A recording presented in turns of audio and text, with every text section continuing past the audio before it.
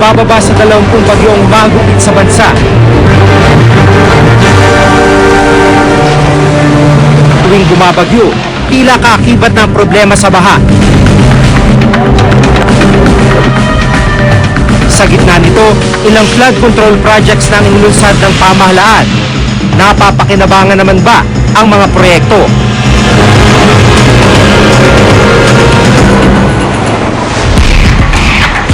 Taong 2000 nang simulan ang West of Mangahan Floodway Project sa pagitan ng lungsod ng Pasig at probinsya ng Rizal.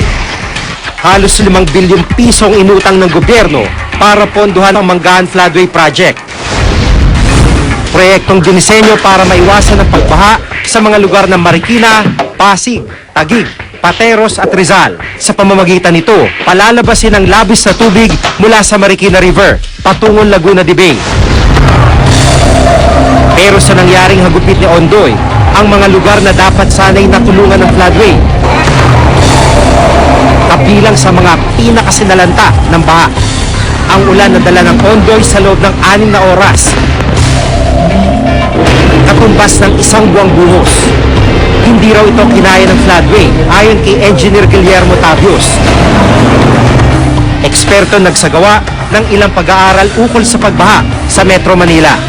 With our preliminary computation, we ended up na maybe yung flood na dinala ng Ondoy or yung dinala ng Ondoy is equivalent to twice as much as yung flood na dinisign itong mga yung project na to.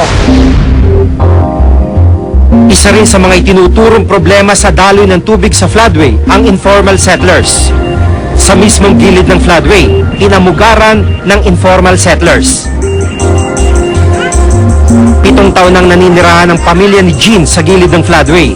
Sa kabila ng panganib, tumira raw sila dito dahil sa kahirapan. Galing po kaming probinsya. Nung naghanap yung asawa ko ng trabaho, dito kami po nagpagpad. Nangupana po kami rito. Sa pagbayo ng bagyong Ondoy, kabilang sila sa mga nakaramdam ng takot. Doon sa bubong po kami nag-akyatan. Di bali po wala kaming gamit, basta dala-dala yung baby. Matapos ang bagyo, balik na naman sila sa barong-barong kahit lubog pa ito sa tubig. Bumalik kami uli dito kasi wala na talaga kami matitiran, wala kami matutulugan. Yung naawa kami sa mga anak namin. Ayon sa Metropolitan Manila Development Authority, ang ahensyang nangangasiwa sa mga flood control project sa Metro Manila, halos kalahati ng kahabaan ng floodway okupado ng informal settlers. Lahat yan ay nakakapinsala yan, nakakaharang ng tubig yan. Lahat yan, basta ang daan tubig, ano mang ilagay mo sa daan tubig ay masama. Ilang clearing operations nang isinagawa ng MMDA para alisin ang mga sagabal sa pagdaloy ng tubig. Pero sa kaso ng Mangahan Floodway, tali raw ang kanilang mga kamay para paalisin ang mga informal settlers. Yung relocation ng tao, hindi naman sa amin yun. Sa National Housing Authority yun. At saka sa mga lokal na pamahalaan. Wala kaming magawa kundi manakot lang kami para at least wag nang magtayo sa mga daan tubig. Wala kaming pondo para iangat yung alisin yung mga yan. Bahagi rin ng Mangahan Floodway Project ang 4 na pumping station.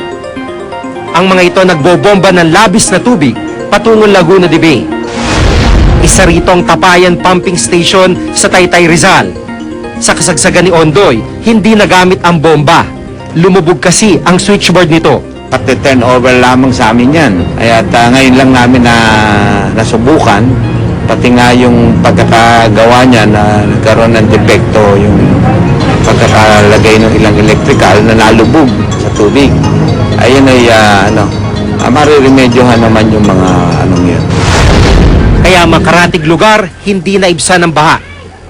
10 taon nang naninirahan ng mag-asawang Jose at Ising malapit sa pumping station. Isa sa mga napinsala ng baha ang bahay nila. 1 linggo na nakakalipas pero hanggang dibdib pa rin ang tubig. Ayan! Ayan ang itsura niyan. Buwan yan, sahig.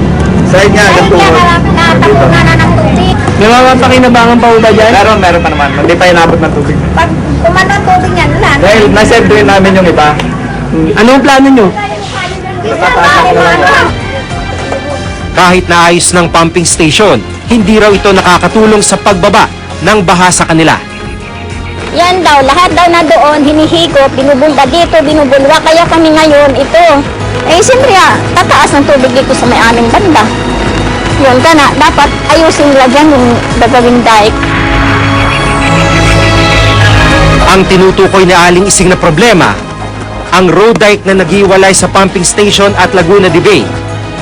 Inabutan naming nilalagyan ng sandbags ang mababang bahagi nito. Since bukas bali ito, yung tubig na pinump out doon, tinapos sa lake, bumalik rin dito, iikot lang to, babalik ulit doon sa community. Ayon kay Chairman Fernando, pinatigil niya ang pagbubomba ng tubig sa lugar dahil sa dike. Meron yatang portion na hindi tapos, meron portion na mababa, bumaba ang pagkakagawa. Mas mababa siya kaysa rin sa ibang parte. No? Maaring construction error yun. Hindi rin daw akma ang disenyo ng Mangan Floodway Project sa mga bagyong tulad ng Ondoy na may dalang malakas na buhos ng ulan. Ayon kay Engineer Tabios, Yung Ondoy na yan, it's happened na mas malaki pa sa 40-year return period flood. Maybe approaching 100-year period flood. So, hindi siya nag-work for that particular flood. Hindi kaya, bale. tulad ng Mangan Floodway, layunin din ng Kamanava Flood Control Project ang tugunan ang problema sa baha sa Caloocan, Navotas, Malabon at Valenzuela. Mahigit 5 bilyong piso naman ang pondong ipinangutang at inilaan sa Kamanava Project. June 2007 dapat ito na kumpleto, pero mahigit 70% pa lang ang natatapos hanggang ngayon.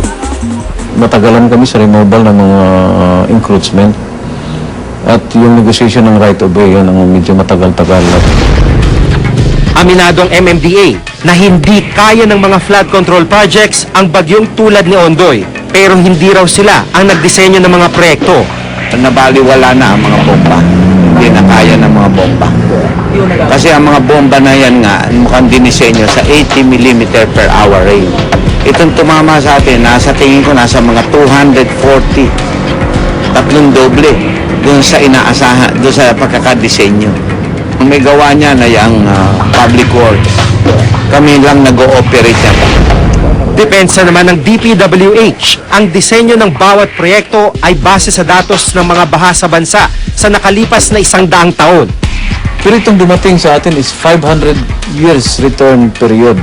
Ibig sabihin, malaki masyado ito at ang measurement na nakuha ng ating mga flood control expert nasa 4,130 cubic meter per second as against our design which is only 3,300 cubic meter per second.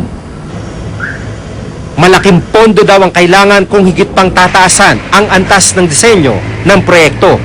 It would be impractical actually, ano? Kung magde-design tayo ng 500-year return period, kasi it will involve huge amount of money. Pero hindi lang sa floodway at pumping stations may problema.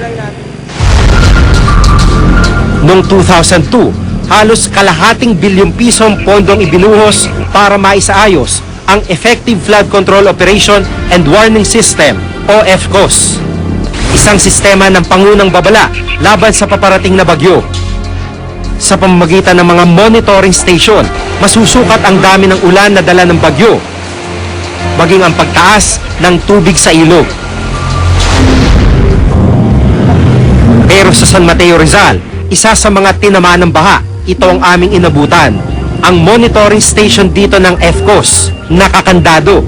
Mahalaga ito para sa amin kasi ito magsisilbing maagang babala. There's no use anymore kasi nawala yung sahuran. Simply because nobody's protecting this. Only once a week. Wala na, hindi na ginagamit yan.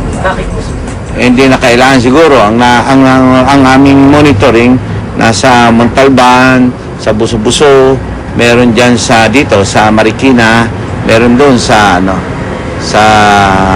at dito sa Manggahan, meron dyan. Ilang bilyong piso nang inilaang pondo para sa flood control program sa Metro Manila. Dagdag pa dito ang ilang daang milyong pisong budget ng MMDA kada taon. Sa kabila nito, lumulubog pa rin sa baha ang maraming bahagi ng Metro Manila. Maybe we should rethink and we look at designing our flood control projects to provide a level of protection to a 100-year return period flood.